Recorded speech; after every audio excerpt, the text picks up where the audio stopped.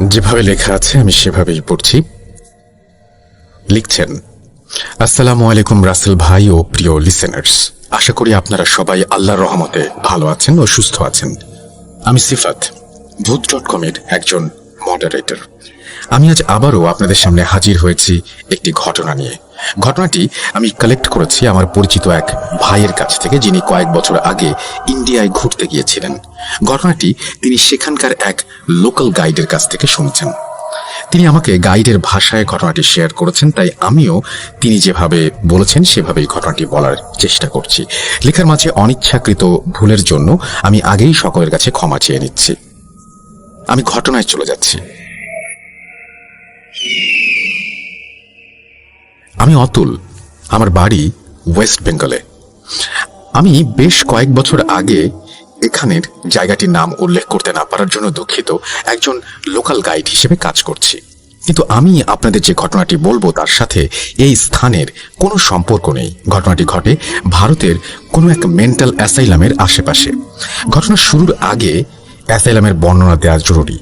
অ্যাসাইলামটি ছিল ব্রিটিশ আমলের তৈরি। এই অ্যাসাইলাম আগে ব্রিটিশদের মিলিটারি বেস হিসেবে পরিচিত ছিল।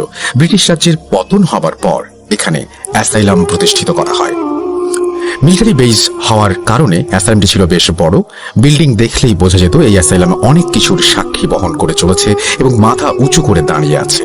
ঘটনাটি অনেক আগের, আজ থেকে প্রায় ৬০-৬৫ বছর আগের কথা।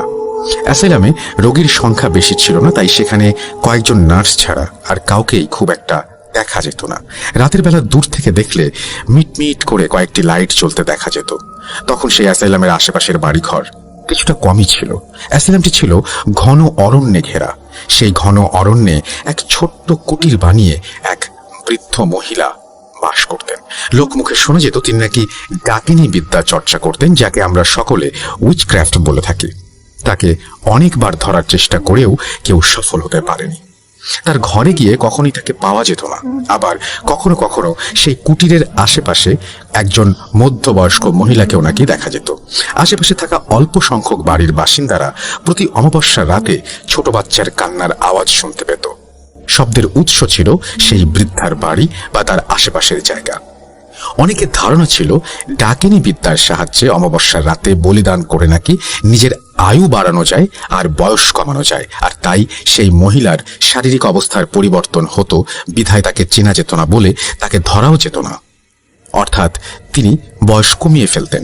ডাকিনী বিদ্যার আরেকটি বিষয় ছিল, আর সেটি হলো যদি কেউ টানা 7টি অমাবস্যা বলিদান করতে ব্যর্থ হয় তাহলে সে ডাকিনী বিদ্যা দ্বারা প্রাপ্ত চেহারা হারাবে আর নিজের আসল বয়স ও চেহারা ফিরে পাবে এবং আয়নায় তার আসল চেহারা সবসময় দেখা যাবে। একবার সেই অ্যাসাইলামের পাশে থাকা একটি বাড়ি থেকে একটি 5-6 বছরের মেয়ে নিখোঁজ হয়ে যায়। আশেপাশে থাকা গুটি কয়েক বাড়ির সকলের কাছে খবরটি পৌঁছে যায়, আর সকলেই রাতের বেলায় সেই মেয়েটিকে খুঁজতে জঙ্গলে বেরিয়ে পড়ে। কিছুক্ষণ খোঁজার পর জঙ্গলের এক পাশ থেকে কেউ একটি হৃদয় বিদারক আওয়াজ শুনতে পায়। সকলেই সেখানে যায়। গিয়ে দেখে সেখানে কম বয়সী এক মহিলা ছোট নিখোঁজ হওয়া মেয়েটির গলা কেটে সেখান থেকে ছিটকে পড়া রক্ত একটি ছোট পেয়ালাতে নিয়ে অনেকটা চায়ের মতো করে চুমুক দিয়ে খাচ্ছে, অর্থাৎ সেই রক্ত পান করছে। আর কিছুটা রক্ত আঙুলে লাগিয়ে তার সামনে রাখা একটা সাদা কাপড়ে কিছু একটা লিখছে। মেয়েটিকে খুঁজতে আসা মানুষজন তাকে সব দিক থেকে ঘিরে ফেলে আর তাকে একটি গাছের সাথে বেঁধে ফেলতে চায়, কিন্তু তার চেহারা দেখে কেউ আর সাহস করেনি। তার চোখের মণি দুটি একেবারে লাল হয়ে গিয়েছিল আর তার মুখ থেকে গড়িয়ে পড়া রক্ত পড়ছিল। মহিলার চুল ছিল খুবই ময়লা আর উস্কো খুস্কো। হাতের নখ অনেকটাই বড় ছিল এবং তার নখগুলো খুব ধারালো ছিল বলেই মনে হচ্ছিল, কিন্তু মহিলার চেহারা ছিল অপূর্ব সুন্দর। সকলে তাকে চারিদিক থেকে ঘিরে রেখেছিল আর কয়েকজন গিয়ে কেরোসিন তেল এনে তার গায়ে দূর থেকেই ছিটিয়ে দিচ্ছিল। তার গায়ে আগুন লাগিয়ে দেওয়া হয় এবং ডান হাত ও ডান পায়ের প্রায় 70 ভাগ পুড়ে যায়। পাশে থাকা মেন্টাল অ্যাসাইলামের এক ডাক্তার হইচই শুনে সেখানে আসে আর লোকাল পুলিশের সাহায্যে সেই মহিলাকে সেখান থেকে এনে সেই অ্যাসাইলামে ভর্তি করায়। যে ডাক্তার তাকে এনে ভর্তি করায় তার নাম ছিল অনিমেষ, আর সে সেখানে কয়েক মাস যাবৎ ডিউটি করছিলেন, তাই তিনি সবটা জানতেন না। তিনি তাকে এনে হাত ব্যান্ডেজ করে দেন এবং তাকে সেই অ্যাসাইলামের একটি রুমে রাখা হয় প্রাথমিক চিকিৎসা শেষে। ডাক্তার অনিমেষ দিনে কয়েকবার তাকে চেক আপ করতে যেতেন আর তার সাথে কথা বলতেন। সেই মহিলা ডাক্তারকে বারবার তাকে ছেড়ে দেবার জন্য অনুরোধ করে, কিন্তু ডাক্তার তাকে সুস্থ না হলে ছাড়তে রাজি ছিলেন না। এভাবে কয়েকদিন পার হয়ে যাবার পর হঠাৎ একদিন এক আজব ঘটনা ঘটে। ওই অ্যাসাইলামের প্রতিটি রুমে থাকা রোগীর প্রত্যেকেরই হাত কেটে যায় এবং হাত কেটে রক্ত দিয়ে দেয়ালে একটি নকশা আঁকে তারা। প্রতিটি লোকের নকশা একেবারে একই রকম ছিল। নকশাগুলোর মধ্যে বিন্দুমাত্র পার্থক্য খুঁজে পাওয়া যায়নি, কিন্তু ওই মহিলাই শুধুমাত্র অক্ষত ছিলেন। সকল রোগীকে নিয়ে চিকিৎসা দেবার পর কয়েকদিন পর সব ঠিক হয়ে গিয়েছিল। এভাবে প্রায় 1.5 মাস কেটে যাবার পর ডাক্তার অনিমেষ একদিন সেই মহিলার রুমে গিয়ে দেখেন মহিলার চুল পেকে যাচ্ছে আর তার চেহারায় কেমন যেন একটা বয়সের ছাপ লক্ষ্য করা যাচ্ছে। মহিলাটির দাঁত কালো হয়ে গিয়েছিল আর তার হাতে থাকা ব্যান্ডেজ খুলে সে তার নিজের চেহারা ঢাকার চেষ্টা করছিল। অনিমেষ কিছু বুঝতে পারছিলেন না। অনিমেষের সাথে থাকা নার্স অনেক ভয় পায় এবং তাকে বলে, স্যার, একটা ডাকিনি, এটা ডাকিনি নাকি সময় মতো বলে দিতে না পারলে আসল চেহারায় ফিরে যেতে হয়। আপনি একে ছেড়ে দিন, নইলে কি হবে ভগবান জানে। অনিমেষ তার কথা শুনে তাকে ধমক দিয়ে বলে, এসব বিলিভ করো না, আর এসব নাকি মানুষের মুখে রটা সব কুসংস্কার। এসবে কান না দিয়ে তিনি নার্সকে নিজের কাজ করতে বলেন। নার্স তার রুম থেকে বেরিয়ে গিয়ে তার ব্যাগে থাকা ছোট একটা আয়না নিয়ে সেই মহিলার রুমের সামনে যায় আর তার সামনে আয়না ধরে আয়নার দিকে নজর দিতেই তাকে কুচকুচে কালো এক বৃদ্ধা মহিলা বসে আছে দেখতে পায়, যার হাত আর পায়ের পুড়ে যাওয়া অংশ থেকে মাংস খুলে খুলে পড়ছে আর সেখান থেকে রক্ত বের হচ্ছে। নার্স ভয়ে ডক্টর অনিমেষের কাছে ছুটে যায় তাকে সব জানাতে, কিন্তু সেখানে না পেয়ে নার্স তার টেবিলে শরীর খারাপের কারণ দেখিয়ে আর্লি লিভের একটি অ্যাপ্লিকেশন রেখে চলে যায়। নার্সটি অ্যাসাইলামের কোয়ার্টারে থাকত। রাতের বেলা সে চিৎকারের আওয়াজ শুনে অ্যাসাইলামে গিয়ে দেখে অ্যাসাইলামের এক কোনায় আগুন চলছে। সে এক দৌড় দিয়ে অনিমেষের রুমে গিয়ে দেখে ডাক্তার অনিমেষ মেঝেতে পড়ে আছে আর তার গলা কে যেন নখের আঁচড় দিয়ে ছিঁড়ে ফেলেছে। তার রুম থেকে একজন মানুষের রক্তমাখা পায়ের ছাপ ছিল আর পুরো রুম জুড়ে ফোঁটা ফোঁটা রক্তের ছাপ ছিল। সে সেখান থেকে বের হয়ে চিৎকার দিয়ে অজ্ঞান হয়ে পড়ে যায়। তার চিৎকার শুনে সেখানে পানি দিয়ে আগুন নিভাতে ব্যস্ত থাকা কয়েকজন তাকে নিয়ে যায়। 2 দিন পর তার জ্ঞান ফিরে আসলে তাকে জানানো হয় অনেক চেষ্টা করেও অ্যাসাইলামের আগুন নেভানো সম্ভব হয়নি, আর এই অ্যাসাইলামে থাকা মোট 7 জন রোগী নাকি পুড়ে মারা গেছে। অ্যাসাইলামে ওই মহিলা সহ 7 জন রোগী থাকায় নার্স ভাবে সেই ডাইনিও হয়তো সেখানে পুড়ে মারা গেছে। এরপর থেকে সেই অ্যাসাইলাম সেভাবেই বন্ধ পড়ে আছে। সেখানে কেউ যাবার সাহস করে না। এই ঘটনার পর সেই নার্সের মতো অনেকেই ভেবেছিল সেই ডাইনি সেখানেই পুড়ে মারা গেছে। তাই আশেপাশের বাড়ির সকলেই অনেকটা স্বস্তিতে থাকা শুরু করলো। কিন্তু কিছুদিন পর আবার অমাবস্যার রাতে ছোট বাচ্চার চিৎকার আশেপাশের মানুষের ঘুম কেড়ে নেয়। সকলে অনেক খোঁজ করেও কোনো কিছু পায়নি। এর কিছুদিন পর এক নার্সের খোঁজে তাদের বাবা মা সেখানে আসেন আর এসে অ্যাসাইলাম বন্ধ, অ্যাসাইলামে পুড়ে যাওয়ার চিহ্ন দেখে মেয়ের খোঁজে অ্যাসাইলামের পাশের এক বাড়িতে গিয়ে সব শোনেন। তার মেয়ে অ্যাসাইলামে নতুন জয়েন করায় তার কথা কারোরই মনে ছিল না। আর অ্যাসাইলামে আগুন লাগার পর কয়েকজন নার্স ভয়ে তৎক্ষণাৎ সেখান থেকে বাড়ি চলে গিয়েছিল বিধায় আলাদা করে আর কারো খোঁজ করা হয়নি। এলাকার লোকজন তখন কিছুটা চিন্তায় পড়ে যায়, কেননা রাতে আবার বাচ্চার আওয়াজ পাওয়া যাচ্ছে ভেবে তারা মনে করতে থাকে সেই ডাইনি হয়তো এখনো বেঁচে আছে। আর যে 7 জন সেদিন আগুনে পুড়ে মারা গেছে তাদের মধ্যে একজন হয়তো সেই নিখোঁজ নার্স। কিন্তু তাদের কাছে কোনো প্রমাণ ছিল না, তাই কেউই এই বিষয়টি নিশ্চিতভাবে জানত না। এভাবে কেটে যায় আরো 4টি অমাবস্যা। 5ম অমাবস্যা রাতে সেই ডাইনির গায়ে যারা কেরোসিন দিয়ে আগুন লাগিয়েছিল তারা তাকে তাদের বাড়ির সামনে দেখতে শুরু করে। সেদিন রাতেই তাদের প্রত্যেকে নিজেরাই নিজেদের গায়ে আগুন লাগায় আর তাদের মধ্যে 2 জন মারাও যায়। বাকিরা আশঙ্কাজনক অবস্থায় হাসপাতালে চলে আসে। তাদের মধ্যে যাদের জ্ঞান ফিরে এসেছিল তারা সবাইকে বলে রাত 3টার দিকে দরজার আওয়াজ পেয়ে দরজা খুলে দেখে তাদের সামনে সেই মহিলা দাঁড়িয়ে আছে। এরপর আর কিছু মনে নেই। এরপর তারা নিজেদের এই অবস্থায় হাসপাতালে আবিষ্কার করে। তাদের কথা শুনে সকলে খুব অবাক হয় আর এমন কাজ কিভাবে হলো তা চিন্তা করতে থাকে। কোনো উপায় না দেখে একজন অঘরী তান্ত্রিকের কাছে যায়, সব সমস্যার কথা তাকে জানায়। সেদিন তান্ত্রিক তাদের কথা শুনে এক কথায় রাজি হয়ে যায় আর খুব উৎসাহী হয়ে সেদিনই সেই মহিলা যে জঙ্গলে থাকতো সেখানে যেতে চায়। এলাকার মানুষজন তাকে সেই জঙ্গলে নিয়ে যায় আর তান্ত্রিককে সেই মহিলার ভাঙা কুটির দেখিয়ে দেয়। তান্ত্রিক তাদের সেখান থেকে চলে যেতে বলে আর বলে সেই কুটিরে আজ রাতে সে থাকবে আর সেই ডাইনিকে তার তন্ত্র সাধনা দিয়ে মেরে ফেলবে। সবাই তান্ত্রিকের কথা শুনে সেখান থেকে চলে আসে। সেদিন রাতে হঠাৎ সেই তান্ত্রিক সেই এলাকার এক বাড়িতে এসে দরজা ধাক্কাতে থাকে আর তাকে সাহায্য করার জন্য অনুরোধ জানাতে থাকে। তার চিৎকারে অনেকেই চলে আসে, কিন্তু কিছুক্ষণ পর সেই তান্ত্রিকের পেছনে সেই ডাইনিকে দেখতে পায়। তান্ত্রিকের গলায় তখন একটা রক্ত পড়ছিল এবং তান্ত্রিক মাটিতে লুটিয়ে পড়ে। তান্ত্রিক প্রচণ্ড যন্ত্রণা নিয়ে হাত দিয়ে গলা চেপে ধরে এবং সেই ডাইনি মহিলা হিন্দি ভাষায় তখন বলতে থাকে যে এই তান্ত্রিকই তাকে বশ করতে চেয়েছিল, কিন্তু তার মৃত্যুদূত এসেছে তাকে মারার জন্য। এবং তান্ত্রিকের রক্তের যে ব্যাপারটা সেটা হচ্ছে সে বলছে যে তান্ত্রিককে সে দেখে নেবে, এরকম টাইপের কিছু কথাবার্তা সে তান্ত্রিককে বলে এবং সেখানে সে ধমকাতে থাকে এবং সে বলে যে কোনোভাবেই সে তার ডাকিনী দেবীকে হারাতে পারবে না। ডাইনি এই কথা বলে অট্টহাসি দিয়ে নিজের বিজয় জানান দিতে থাকে। আর সেই সময় সেখানে জ্বলতে থাকা লাইটগুলো সব একসাথে নিভে যায়। অন্ধকারে সবাই এদিক ওদিক ছোটাছুটি করতে থাকে। ভোরের আলো ফুটলে সকলেই লক্ষ্য করে এলাকাবাসীর 3টি মেয়ে গায়েব। তাদের সম্ভাব্য সব জায়গায় খোঁজার পরেও পাওয়া যাচ্ছিল না। সেদিন ছিল অমাবস্যার রাত। সেই রাতেও সকলে দল বেঁধে মেয়েদের খুঁজে বেড়ায়, কিন্তু কোথাও তাদের পাওয়া যায়নি। হারানো মেয়েদের বাবা মা পাগলের মতো কান্নাকাটি করতে থাকে আর মেয়েদের খুঁজতে থাকে, কিন্তু তারা ব্যর্থ হন। পরের দিন সকালবেলা সেই মেয়ে 3টির মধ্যে একজনের গলাকাটা রক্তশূন্য লাশ একটি গাছে ঝুলতে দেখা যায়। এবার লাশটি অনেকটা অন্যরকম ছিল। লাশের মুখে কোনো দাঁত ছিল না আর হাতের অনামিকা আঙুল কাটা ছিল। লাশের বুকে অনেক আঁচড়ের দাগ ছিল, যা কোনো বন্য পশুর দ্বারাই সম্ভব। এলাকাবাসী এই দৃশ্য দেখে ভয়ে বাকরুদ্ধ হয়ে যায় আর বাকি 2 মেয়ের বাবা মা কান্নায় ভেঙে পড়েন। এর পরের অমাবস্যায় বাকি 2 মেয়ের লাশ পাওয়া যায়, কিন্তু এবারে লাশের অর্ধেক অংশ পাওয়া যায়। লাশের বুকের নিচ থেকে বাকি অংশ ছিল না। দেখে মনে হচ্ছিল লাশের গলার চামড়া ছিঁড়ে রক্তপান করেছে সেই ডাইনি। এলাকার মানুষ সব দেখে এর বিহিত করার কথা ভাবতে থাকে। তারা সকলে বড় কোনো তান্ত্রিকের খোঁজ করতে থাকে, কিন্তু তারা যাকেই এই সমস্যার কথা বলে সবাই ভয়ে ও আতঙ্কে আর যোগাযোগ না করার অনুরোধ করতে থাকে। অঘরী তান্ত্রিকের মতো শক্তিশালী তান্ত্রিক সেখানে হার মেনেছে। সেখানে তারা নিজেদেরকে ছোট শিশুর সমতুল্য মনে করে।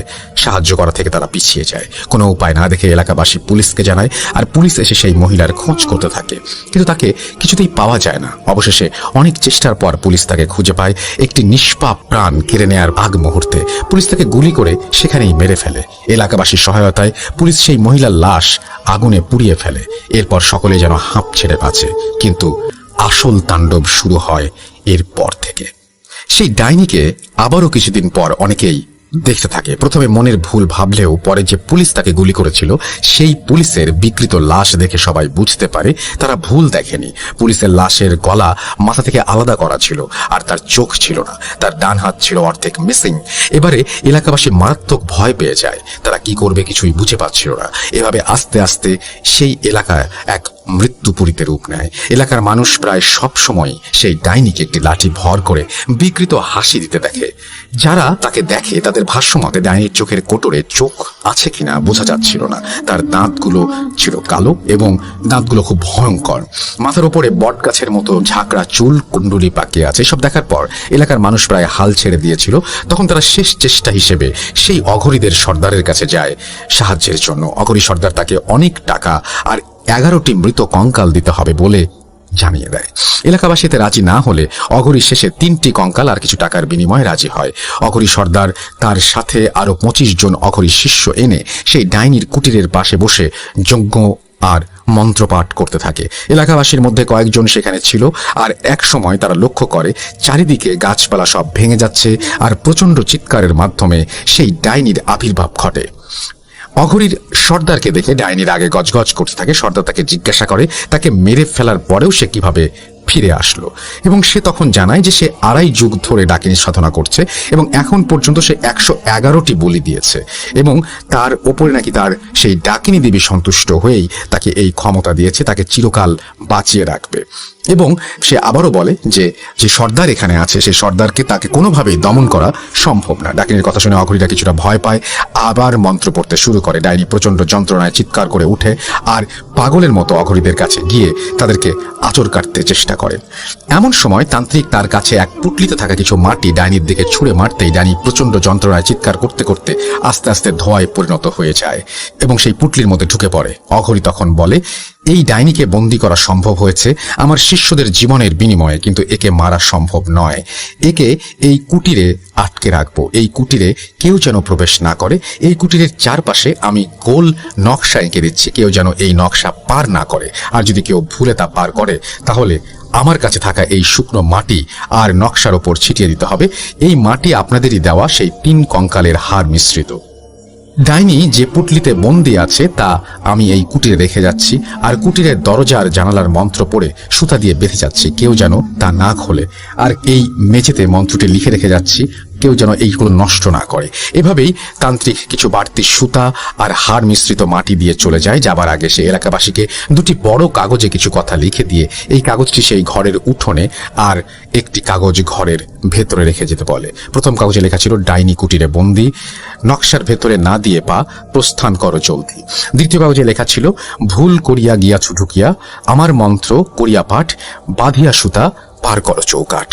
এলাকাবাসী তান্ত্রিকের কথা মতো কাজ করে আর কাগজ লাগিয়ে চলে আসে। এর কিছুদিন পর শহর থেকে এক লোক জমি কিনতে সেই অ্যাসাইলামের এলাকায় আসে, আর জমি পরিদর্শন করতে করতে সেই কুটিরের কাছে পৌঁছায়। প্রথম ধাপ পার করার পর দ্বিতীয় ধাপ পার করে সে দেখে ঘরের ভেতর সম্পূর্ণ অন্ধকার, আর একটা কাগজে জল করে জ্বলছে তান্ত্রিকের লেখাগুলি। সেই অন্ধকার ঘরে একটি আগুনের গোলা দেখে ভয়ে কাগজে লেখা মতো কাজ না করে সে দ্রুত সেখান থেকে বেরিয়ে আসে। পরের দিন সকালে তান্ত্রিকের 2জন শিষ্য অ্যাসাইলাম এলাকায় আসে। তাদের মধ্যে কয়েকজন এলাকাবাসীকে সাথে নিয়ে যায়, যারা তান্ত্রিকের সাথে সেই রাতে ছিল, যে রাতে সেই ডাইনিকে বন্দী করা হয়। আর একজন সেই কুটিরে যায়। এলাকাবাসী গিয়ে দেখে তান্ত্রিক মরে পড়ে আছে আর তার গলায় আঁচড় দেয়া। তান্ত্রিকের এক শিষ্য বলে, কাল রাতে তান্ত্রিকের সর্দারের চিৎকারে তাদের সকলের ঘুম ভাঙে। তারা ছুটে এসে দেখে তান্ত্রিক গলায় হাত দিয়ে মরে পড়ে আছে, আর তান্ত্রিকের ঘরের বাইরে কিছুটা দূরেই এক বুড়ি দাঁড়িয়ে বিকৃত হাসি হাসছে। তার হাতে একটি লাঠি আর দাঁতগুলো বেশ ভয়াবহ রকমের, এবং সে বুঝতে পারে এটি সেই ডাইনি। তাই দ্রুত এলাকাবাসীকে নিয়ে চলে আসে এবং একজন সেই কুটিরে সব ঠিক আছে কিনা দেখার জন্য যায়। শিশুটি কুটিরে গিয়েছিল, সে ফিরে এলে কুটিরের দরজা সুতা খোলা ছিল, যার জন্য এই ডাইনি বের হতে পেরেছে। কিন্তু পুটলি খোলা হয়নি জন্য সে একেবারে মুক্ত হতে পারেনি। শিষ্য সেখানে গিয়ে নিয়মমতো মন্ত্র পড়ে সুতা বেঁধে হাড় মিশ্রিত মাটি নকশার ওপরে ছিটিয়ে দিয়ে চলে আসে। তারপর বারবার সাবধান করে দেয় সেখানে যেন আর কাউকেই ঢুকতে দেয়া না হয়। পরে এলাকাবাসী সেই কুটির ঘিরে কাঁটা তারের একটি বেড়া বানিয়ে দেয়, আর কেউ যেন সেখানে ঢুকতে না পারে। এরপর আর কখনো সেই বুড়িকে দেখা গিয়েছে বলে কেউ শোনেনি। এই ছিল ঘটনাটি শুনে আমার গা শিউরে উঠেছিল, তাই ঘটনাটি আমি ভূত.com এর সাথে শেয়ার করলাম। আশা করি আপনাদের ভালো লেগেছে। ধন্যবাদ রাসেল ভাই কষ্ট করে ঘটনাটি পড়ার জন্য। আসসালামু আলাইকুম। সিফাত, ভালো থাকবেন। আমি এই ঘটনাটা পড়লাম কেন? ঘটনাটা যথেষ্ট সিনেম্যাটিক, রাইট? ঘটনাটি বেশ অন্য রকমের। আমি তার জন্য সিফাতকে সঙ্গেই এই ঘটনাটি যখন পাই এবং পড়ি আমি তখন ফোন দেই, এবং ফোন দিয়ে আমি তাকে জিজ্ঞেস করেছিলাম যে, সিফাত, এই ঘটনাটা আমার কাছে একটু অন্যরকম লাগছে, সোর্স কি অথেন্টিক কিনা? সে বলল, সোর্স একেবারেই অথেন্টিক।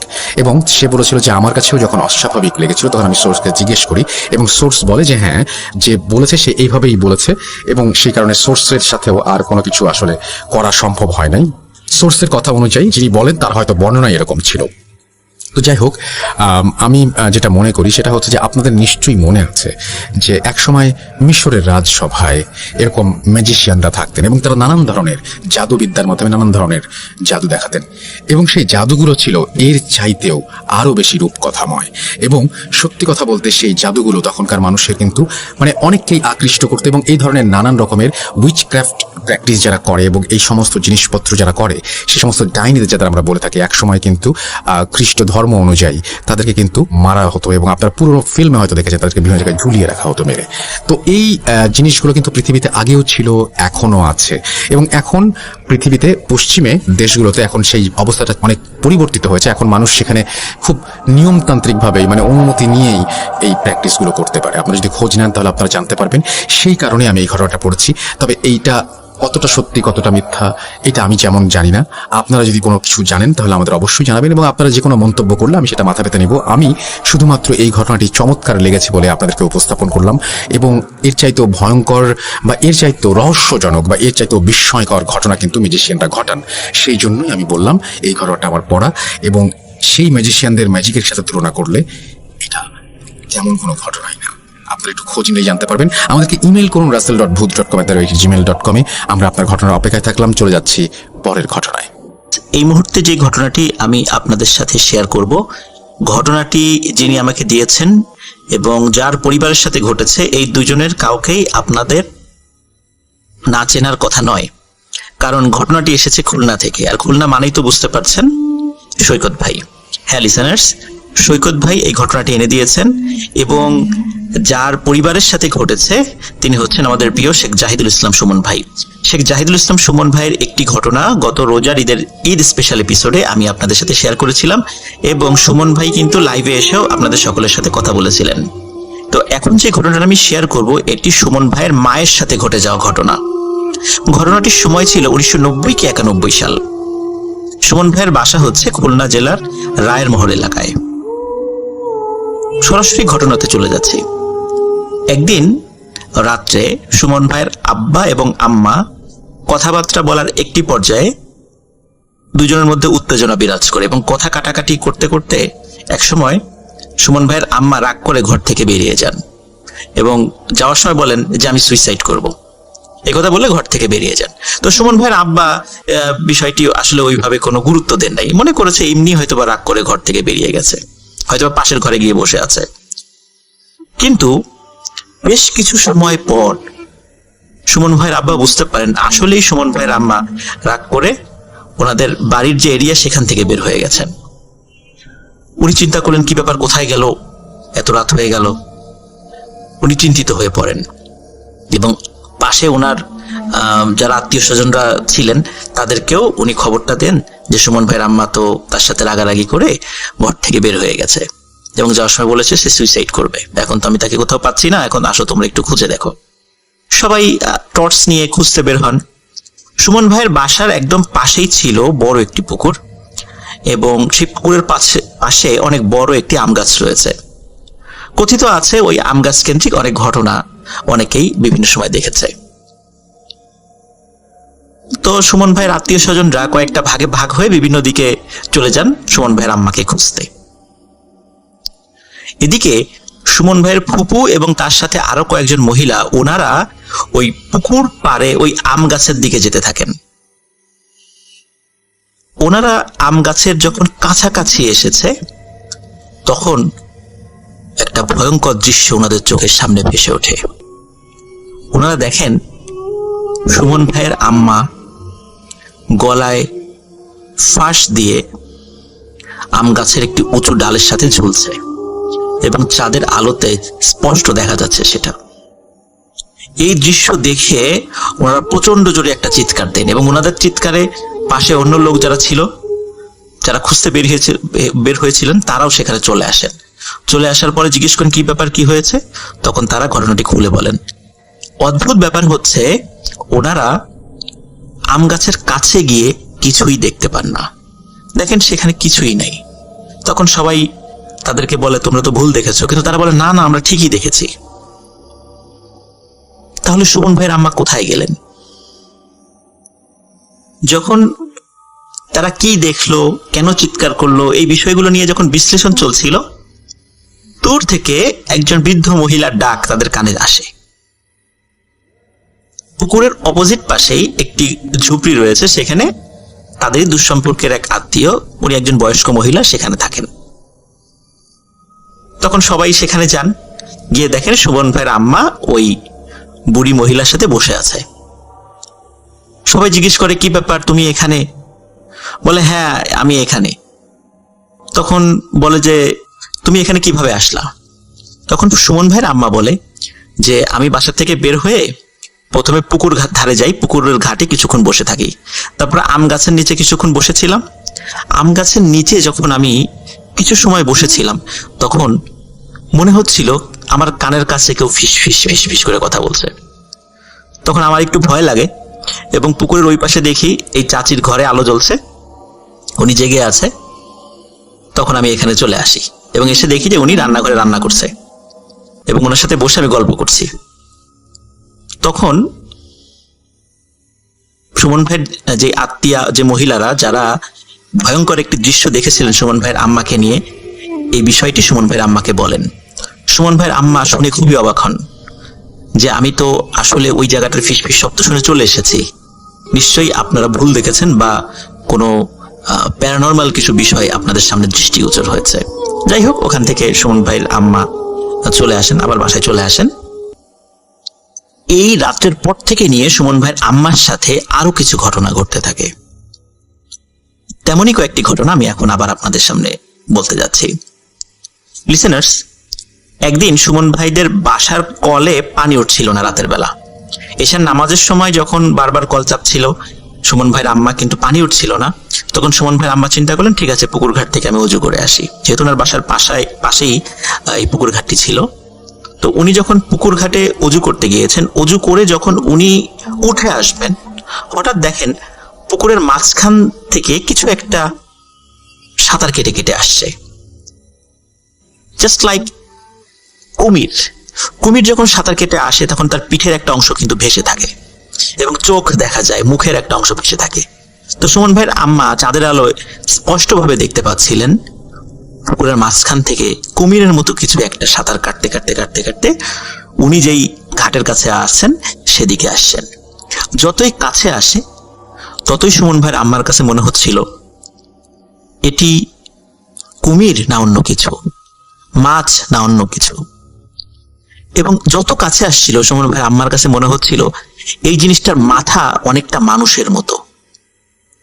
যখন একদম কাছে চলে আসে সুমন ভাইয়ের আম্মা ভয়ঙ্কর একটি দৃশ্য দেখতে পান, যে এটির সারা শরীর মাছ বা কুমিরের মতো।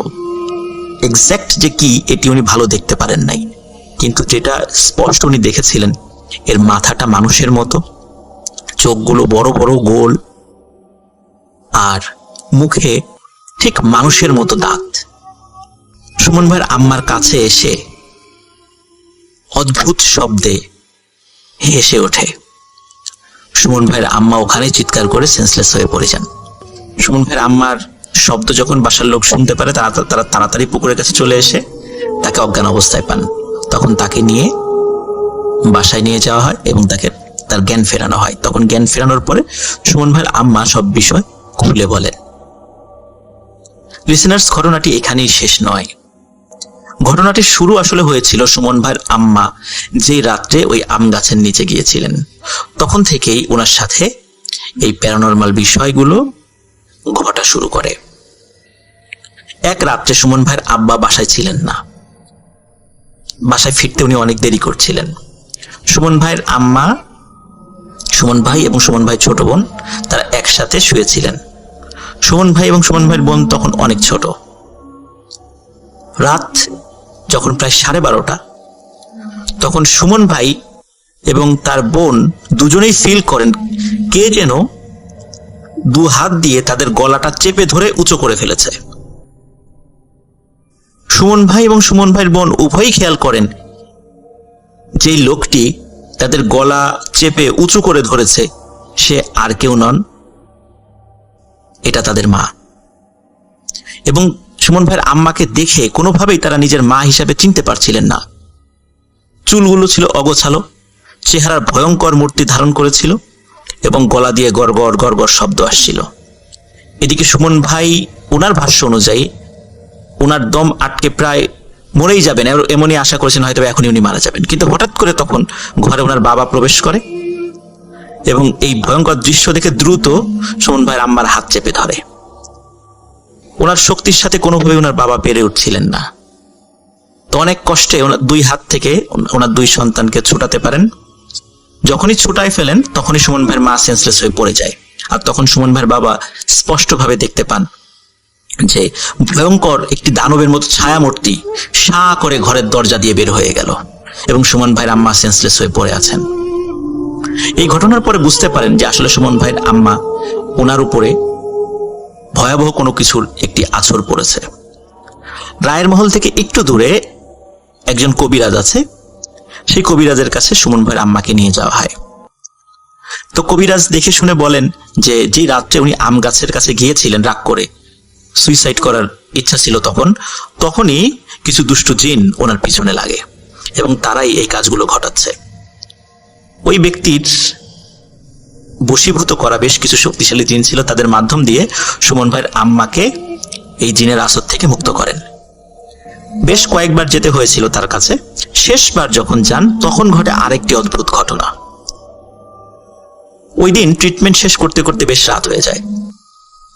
রায়ের মহল ফেরার জন্য যে রাস্তাগুলো ছিল তখন তো অনেক রাত হয়ে যায়, রাস্তায় রাত্রে ছিনতাইকারীর ভয় ছিল। সুমন ভাইয়ের আব্বা ওই কবিরাজকে বলেন যে এত রাত্রে যাবো, রিক্সা বা অন্য কিছু তো পাওয়া যাবে না, কিভাবে যাব? তখন ওই কবিরাজ বলেন যে আমার বাসা থেকে বের হয়ে যাওয়ার পরপরই আপনারা একটা রিক্সা দেখতে পাবেন, আপনারা ওই রিক্সাওয়ালাকে সালাম দিয়ে বলবেন যে আপনারা কোথায় যাবেন, উনি আপনাদেরকে নিয়ে যাবে। ওখান থেকে যখন সুমন ভাইয়ের আব্বা এবং আম্মা বের হয়ে আসেন, আসার পর সত্যি দেখেন যে একটি রিক্সা দাঁড়িয়ে আছে। রিক্সাওয়ালাকে সালাম দেন এবং সালাম দিয়ে বলেন যে আমরা রায়ের মহল এলাকায় যাব। রিক্সাওয়ালা জাস্ট শুধু মাথাটা কাত করে ইশারা দেন যে হ্যাঁ আমি যাব, উঠে বসেন। সুমন ভাইয়ের আব্বা আম্মা উঠে বসে।